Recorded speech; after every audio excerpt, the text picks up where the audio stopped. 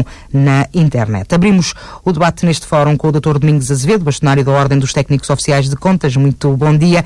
Começava por lhe fazer a pergunta que fizemos aos líderes políticos e também aos ouvintes. Na sua opinião, a política fiscal pode ou deve ser um instrumento para garantir mais justiça social e como é que isso pode ser feito? Evidentemente que o sistema fiscal é, em substância, um mecanismo, um conjunto de normas em que determina a forma de comparticipação dos cidadãos na sociedade em que eles se inserem. E o que depende depois é exatamente a orientação desse mesmo sistema e das funções que ele pode representar, que o sistema fiscal pode representar na consolidação e na dinâmica da própria sociedade. E, portanto, é perfeitamente ilusório vir dizer que IRS ou IRC terá que se fazer uma espécie de linha contínua em que ambas estas taxas têm que andar dentro dos mesmos níveis. Isso não faz sentido. Não faz sentido porquê? Porque quem cria postos de trabalho, evidentemente que terá que ter condições para a manutenção desses postos de trabalho e terá que ter, naturalmente, também condições para poder suportar os encargos com esses postos de trabalho. Dito de outra maneira, quando não se cria postos de trabalho, aumenta-se a pressão sobre a carga fiscal e, evidentemente, que ter uma concepção igualitária do funcionamento do sistema fiscal, sem avaliar a contrapartida que ele é capaz de propiciar na própria consolidação económica e social, evidentemente que é o uso indevido de um conceito fácil das pessoas apreender, mas o uso indevido de uma concepção de tributação que está fora da realidade. E eu penso que Portugal nos próximos anos vai ter naturalmente alguma limitação no que respeita às decisões a tomar nesta temática. E vai ter alguma limitação porque é todos nós conhecido, enfim, as dificuldades económicas do país, o desequilíbrio das contas públicas, e porquanto necessariamente nós vamos ter que fazer algo, vamos ter que mudar alguns hábitos, vamos ter que ter alguns sacrifícios, naturalmente, para o reequilíbrio dessas contas públicas. Eu temo é realmente uma outra coisa. E temo é que, à custa, ou, como é que dizer, salvaguardado por esta preocupação, que se esqueça algumas questões de fundo que são inerentes ao nosso sistema fiscal. E, sinceramente, eu vejo com alguma preocupação a primeira opção no que respeita à questão da tributação, ou seja, a dedução, ou limitar as deduções às despesas, nomeadamente no âmbito da saúde, nomeadamente no âmbito da educação, da habitação, etc., parecendo que ser uma coisa simples, é uma coisa simples, que é uma questão apenas de se limitar e, porquanto, reduzir as deduções e, consequentemente, aumentar a matéria coletável, mas introduz no sistema fiscal português uma coisa muito complexa, que lhe foi aportada na reforma de 1989, que é um pouco o regresso à desumanização do próprio sistema. Isto é, uma concepção do sistema fiscal assente apenas em rendimentos, sem atender à realidade concreta das pessoas que pagam ou que recebem esses rendimentos, acaba por ser um sistema injusto, porque quem paga os impostos são as pessoas, e as pessoas pagam os impostos integrados em situações concretas que são delas e que o sistema fiscal deve abarcar. Um exemplo muito simples. Uma família que tenha 2 filhos e que marido e esposa trabalhem e que, por exemplo, tenham o azar de os filhos terem um acidente ou serem doentes ou, por exemplo, terem necessidade de maior esforço no domínio da educação, chega no final do ano com um excedente de rendimento diferente daquele que chega a outro casal que não tem problemas nenhums com a manutenção do seu agregado familiar.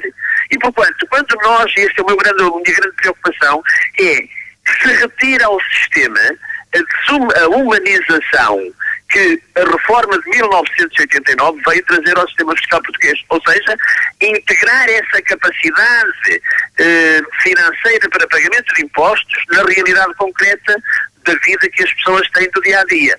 E um outro medo que eu tenho também é que este é um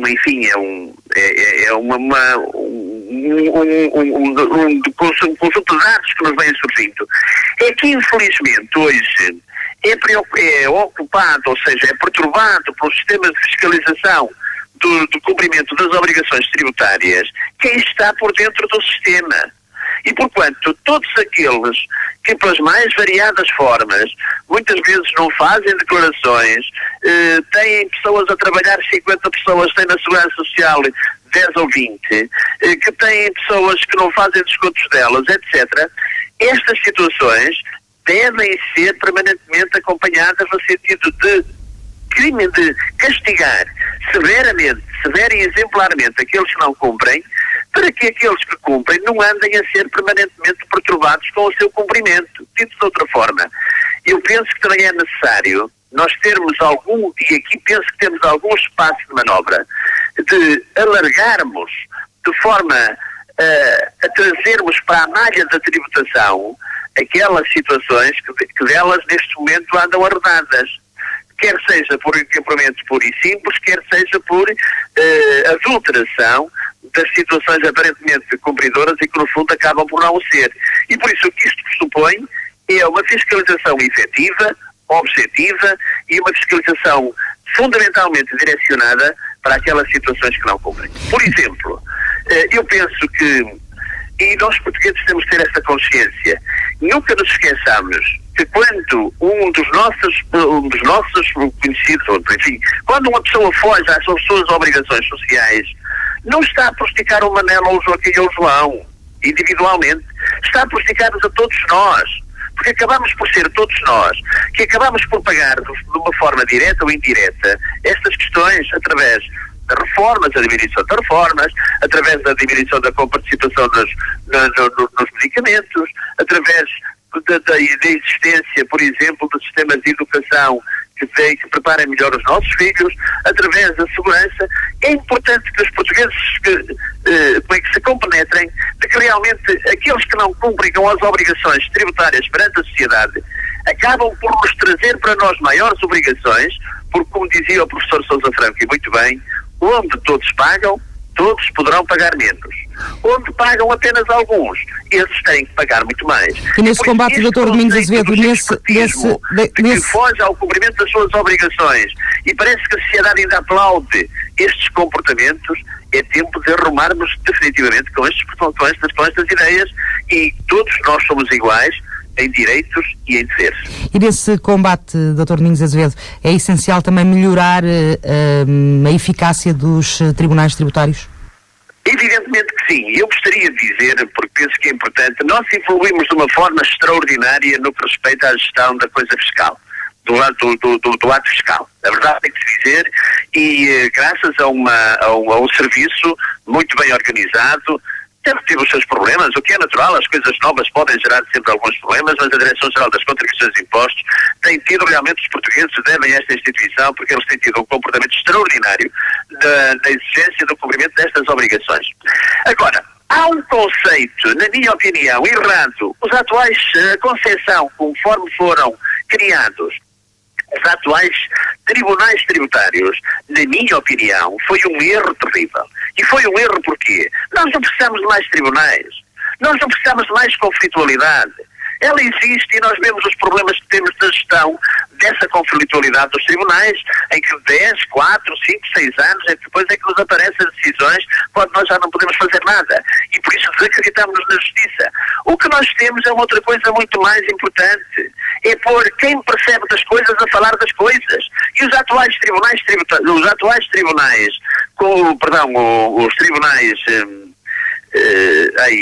esses tribunais fiscais que foram agora tratados, esses tribunais arbitrais, são mais do mesmo. Porque põe-me advogados a falar de questões que são uma estrutura de custos. Mas que conceito de fiscalidade é que está vertido nesse pressuposto? O que se pretendia e o que se deve pretender é retirar a conflitualidade e impor a verdade, ou não é impor a verdade, e fazer vencer a verdade naquelas questões que haja entre a administração fiscal consubstanciadas nos trabalhos da Direção-Geral das Contribuições e Impostos e os contribuintes. Porque se houver esta boa vontade, não tenho dúvidas nenhumas que mais de 50% da atual conflitualidade do domínio da fiscalidade cai por terra.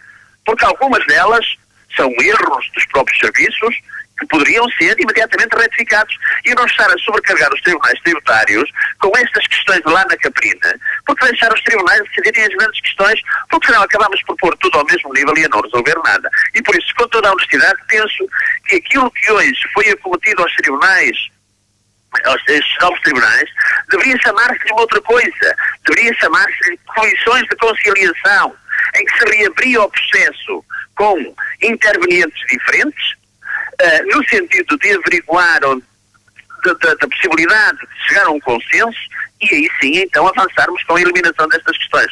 Sinceramente, tenho sérias dúvidas, com toda a honestidade, tenho sérias dúvidas do efeito positivo que poderá vir a ter estes tribunais no que respeita à gestão da conflitualidade ou da fiscalidade. Eu agradeço ao Dr. Domingos Azevedo, bastonário da Ordem dos Técnicos Oficiais de Contas, a participação na abertura deste fórum, em que hoje falamos de política fiscal. Queremos saber se pode a política fiscal ser um instrumento para garantir mais justiça social e se terá o próximo governo margem de manobra nesta área. Vamos já escutar a opinião do primeiro ouvinte.